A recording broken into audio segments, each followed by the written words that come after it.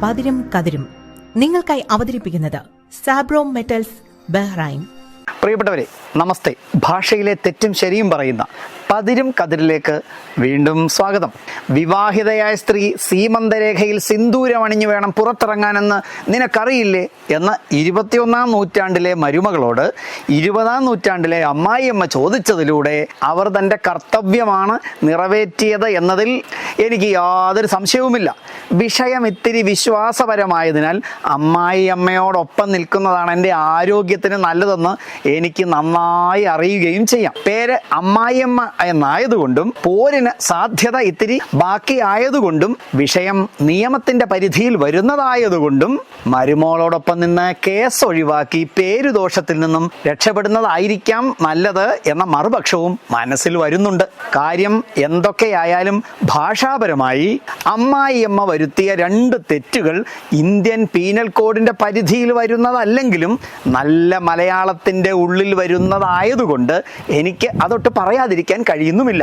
ഒന്ന്, വിവാഹം കഴിഞ്ഞ സ്ത്രീയെയാണ് വിവാഹിത എന്ന് വിളിക്കുന്നത്. പിന്നെ വിവാഹിതയായ സ്ത്രീ എന്ന വീണ്ടു പറച്ചിൽ അമ്മായിയമ്മ ഒഴിവാക്കേണ്ടതായിരുന്നു.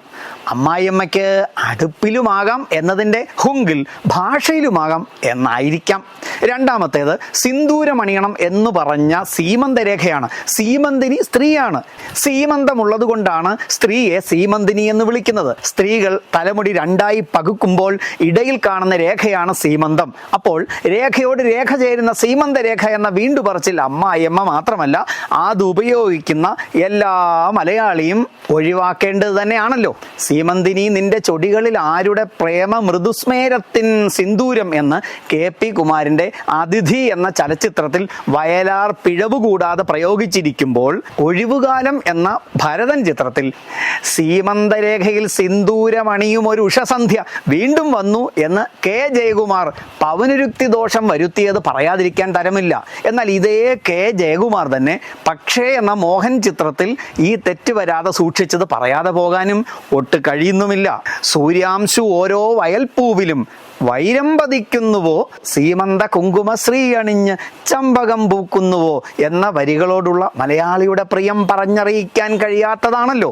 തീർന്നില്ല.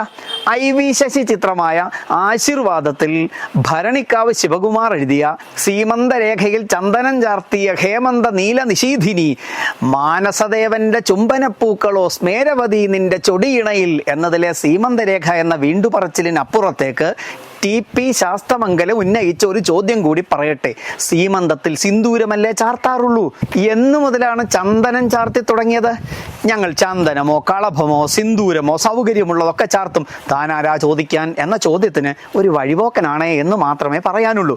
വഴിപോക്കന് ചുറ്റമ്പലത്തിന് എന്താ കാര്യമെന്ന ചലച്ചിത്ര സംഭാഷണ ശകലം നിരോധിച്ചുകൊണ്ട് തുടരട്ടെ. അർത്ഥവും വ്യാകരണവും ഒക്കെ ആർക്ക് വേണം? പാട്ടുപാടിയാൽ പോരെ എന്ന് ചോദിക്കുന്ന സകല മലയാളികളെയും ചേർത്ത് പറയട്ടെ. പാലയിലെ പ്രിയപ്പെട്ട ഡോക്ടർ ഡേവിഡ് സേവിയറിന്റെ വാക്കുകൾ കടമെടുത്താൽ നമ്മുടെ സീമന്തത്തിന്റെ കാര്യം ഏതാണ്ട് തീരുമാനമായിക്കൊള്ളും.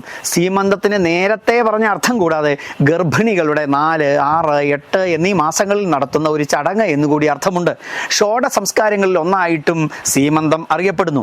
അപ്പോൾ ഒരമ്മായിയമ്മ പോരിന് സാധ്യതയുള്ളിടത്ത് മരുമകൾ സിന്ദൂര സീമന്തത്തിൽ ചാർത്തിയാലും ഇല്ലെങ്കിലും ഭാഷയുടെ തലവര മാറാതിരിക്കാൻ സീമന്തരേഖ എന്ന പൗനരുക്ത ദോഷം ഒഴിവാക്കുന്നതോടൊപ്പം ഗാർഹിക പീഡന നിരോധന നിയമം സെക്ഷൻ 18 കാത്തു സൂക്ഷിക്കാൻ ശ്രമിക്കുന്നതും നല്ലതായിരിക്കും.